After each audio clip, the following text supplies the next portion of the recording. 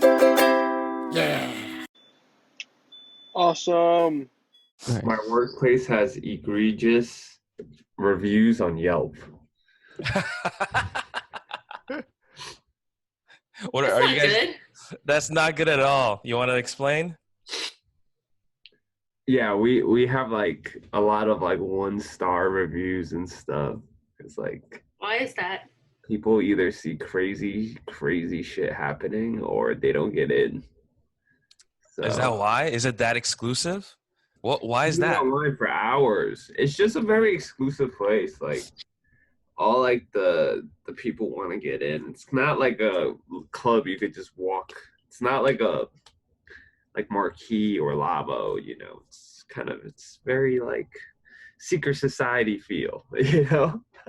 And So then you it guys, is a speakeasy. It's like a true speakeasy? Yeah, like it's a club, but like the outside doesn't look like a club. It looks like a parking lot.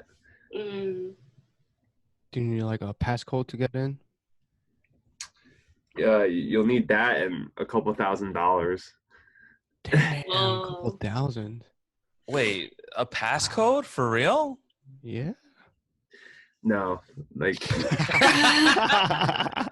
Just the money. need the money. Yeah, it's a reservations only venue, and you get a lot of high end spenders and 1%ers who come and see some crazy stuff and let loose. I've actually met Awkwafina. Ooh. I saw that picture. I saw it. Yeah. She was at your place? Your club? It was actually at another party at a different venue. So I work around the city, and I get around. And I was managing the talent side of the event. So just walked up to her and be like, "Hey, what's up? Just wanted to let you know, like, I'm a fan." Yada yada. But I'm working the event, so it doesn't feel very like paparazzi-ish, I'm just like, "Hey, like, let me know if you need anything. I'll take care of you." And she was so cute. She was like, "Oh, hi, I'm Nora." She didn't introduce herself as Awkwafina. She was like, "I'm Nora." She's everywhere now. Crazy Rich Asians, right? She was in The Farewell. The Farewell. That was a really, really good movie. And there's a new show, right? Yes. She's Nora from Queens. Nora from Queens. Her voice is on the 7 train now. Yes. I stay away from that train. Maybe I'll take it one day to just hear her. But you can hear her on Twitter. It's everywhere on Twitter. I'll avoid the 7 train for that. So let's move on to 2 truths and 1 lie. I'm actually very interested because, Danny, we don't know you too well. So we're just going to go by what you say, and hopefully we can figure out which one is the truth. All right. So what do you have for us tonight? Okay. My first statement is I've seen people have sex on stage. Okay. I think it's true. Yeah, I think it's true too. Yeah. What's the second statement?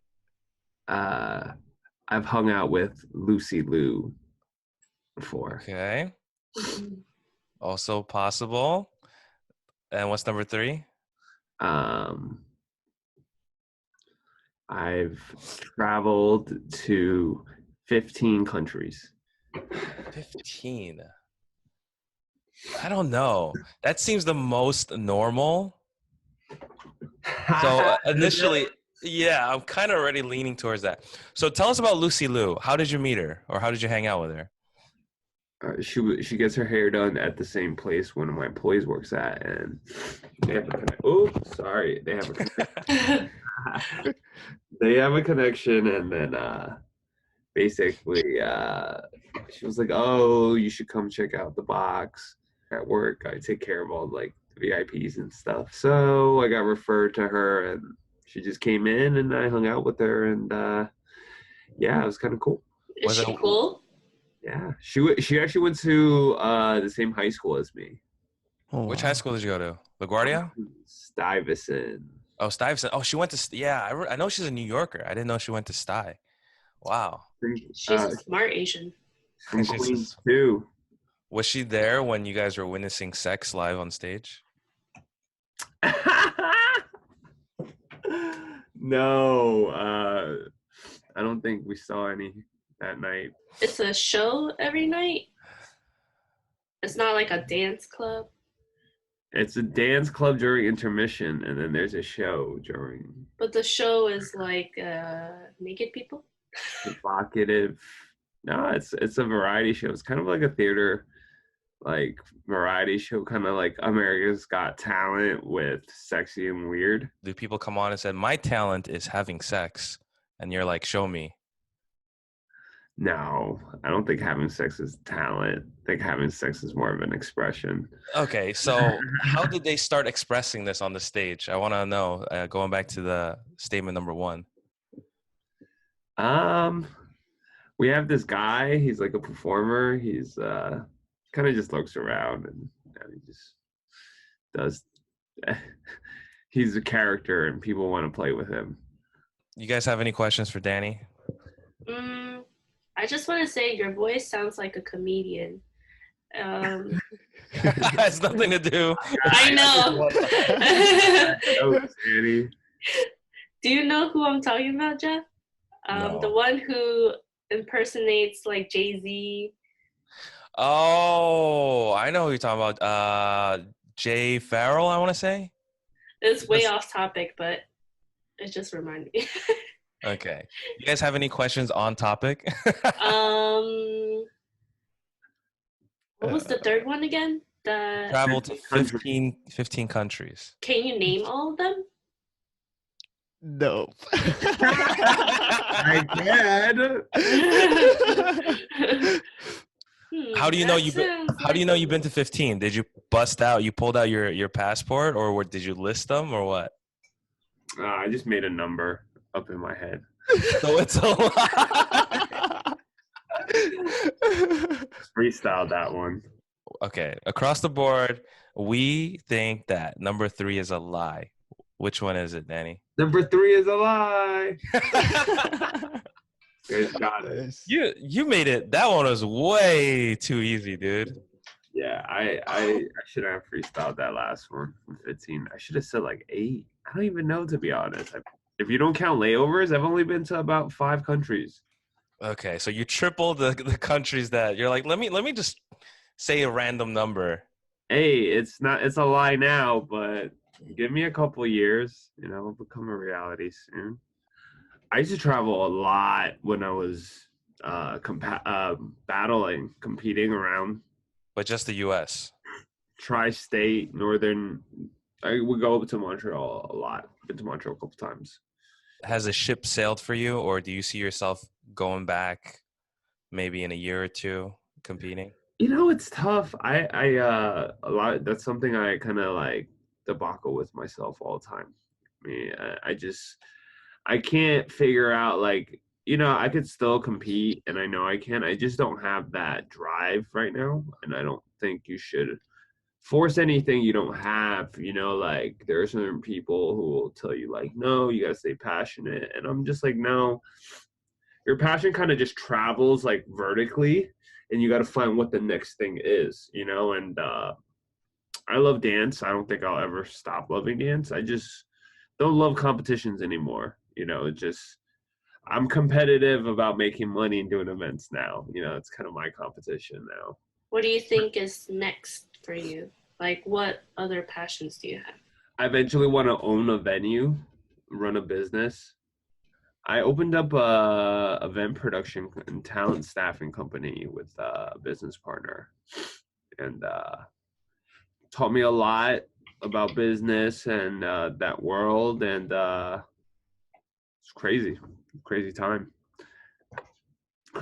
in my life. I was like unemployed, trying to dance. I want to ask you, I'm really curious about your lifestyle and also your mindset. How did you develop that? Was it just through life experience? Like you said, you freestyle a lot of the stuff you do and say, apparently. But how did you read a book? How did you start with this way of life? I got out of college and I kind of just got put into the system, like, where, society breeds you to be like, oh, you got to do this, this, and this to be a success.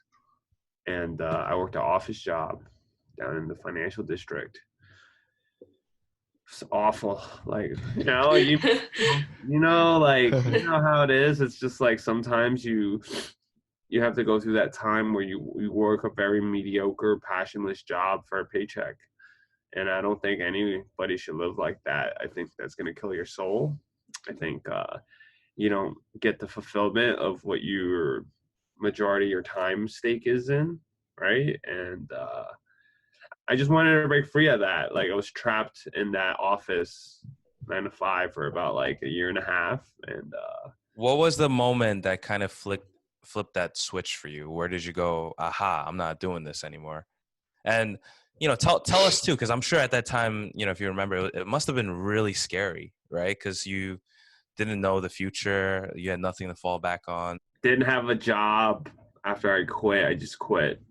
I just took a chance. I think like that's kind of like living in the moment mentality for me. Like I think what really got me was just kind of seeing people around me, like my work environment, and like I don't know, they're like mothers and older women who are already, they have responsibility and they've got to keep grinding. And I was just like, I'm too young for this. Like I looked around, like everyone's older than me. I was in a place where I wasn't surrounding myself with the type of people, type of person I want to be around, And I think the people you surround yourself with is kind of important to your road to success. And I was just around these people who were very content with their job, and I wasn't content, so I had to be around other people who wanted more. Especially, are your parents immigrants? Yeah. Were they? I'm pretty sure when you first told them you're going to quit your job, they probably weren't too happy about that. Oh, they were like, "What's wrong with you?" They're like typical Asian parents. They're like, "No, you need stability." I think Asians are very like stern on stability, and pay. So are they supportive of your current job and lifestyle? Hey, if it's stable and it pays, they don't care. Right? Influence your twin sisters in any way? Like the way you live your life? Yeah, I think my sister parties nightlife now, so I guess. She's right next to you at the box. Yeah, no, she actually lives near me. It's kind of funny. I guess I influenced my sisters by like moving out, like really taking that leap. Cause I don't know. My parents were like, "Oh, why are you paying this amount of rent? You could just live with us and save up money." And I was just like, "Well, money don't buy time back, so I'm gonna live out my 20s in the city." That's my mentality. Yeah. And I've always had these list of things I've wanted to achieve, and one of them was moving into Manhattan. I just lived in Queens my whole life. So did that, and then my mom comes into my apartment. She's like, "Why are you paying for this?" I have a work hard, play hard mentality. So it's very interesting because I've always been taught to save. Like you gotta save. I think that's kind of a scarcity mentality. Like, nah, I'm gonna spend because I'll make money to afford it. Like I'll make more money. That's kind of my mentality. Like living in the city, you really like have to just adapt because everything's so pricey and expensive. I have all these dreams and stuff, but like I don't want to like force a deadline on these things because I think things should happen more organically.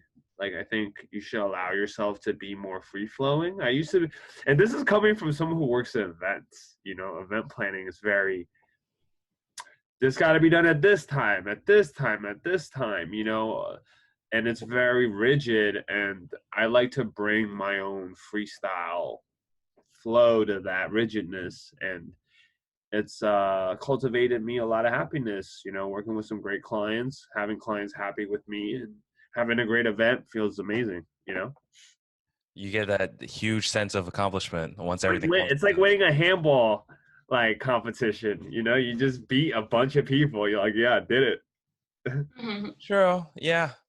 And that feeling, doesn't it always make you want to chase the next event or the next thing? Like, does it ever scare you?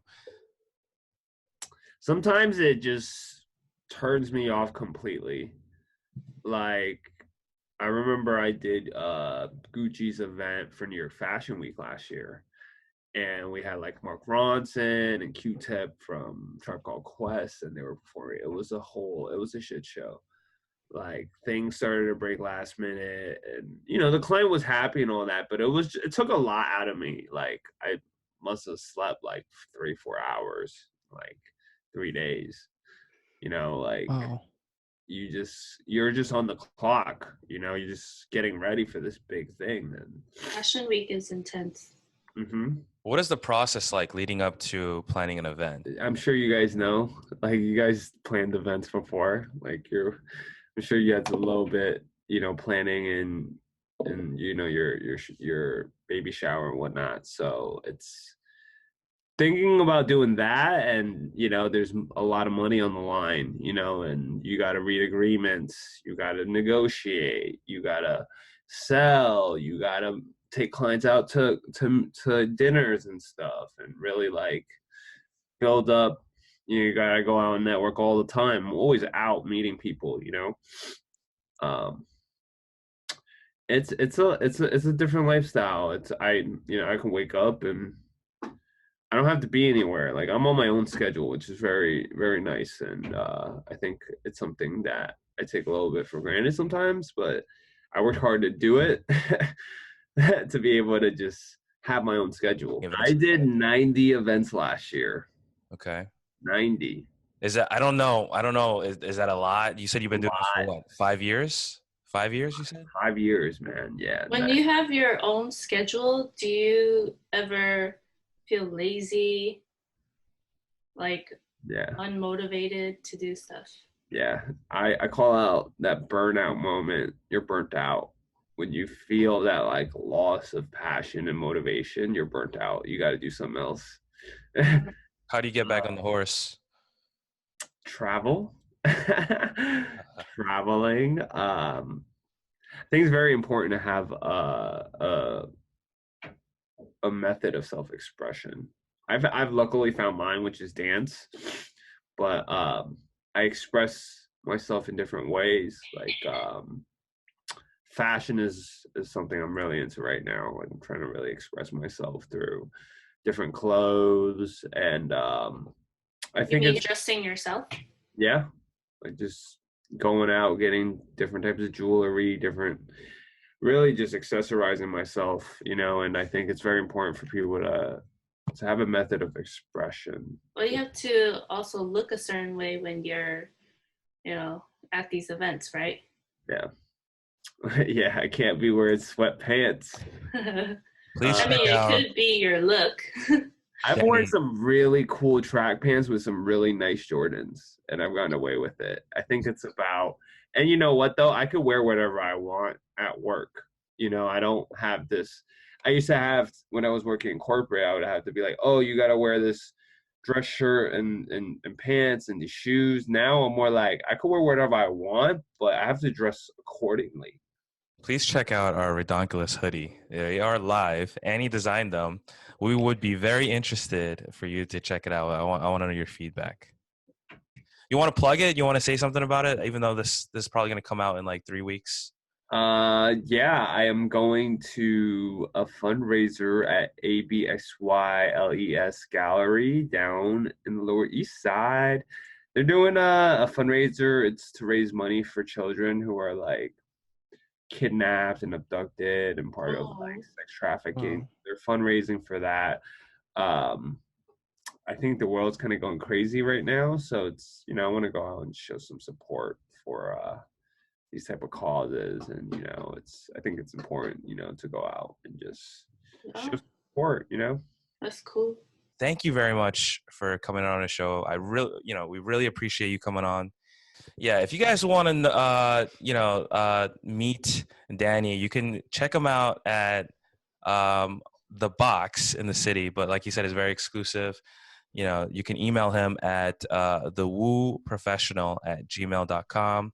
Say hello. Maybe he'll introduce you to Lucy Liu. Oh, I have a question. Yeah. What other celebrities did you meet besides Lucy Liu and Awkwafina? I've met James Franco. Oh. Wow. Is he as weird as everyone thinks he is or says he is? He's a party animal. That's what I've heard too. Party animal. That dude is a party. He's jumping on couches and stuff. Crazy. Wow. Lindsay Lohan's a party animal. I've seen her. I've worked with Erykah Badu. Nice. Who else? I don't know. Any favorites? Lucy Liu's my favorite. She was just awesome. Very down to earth.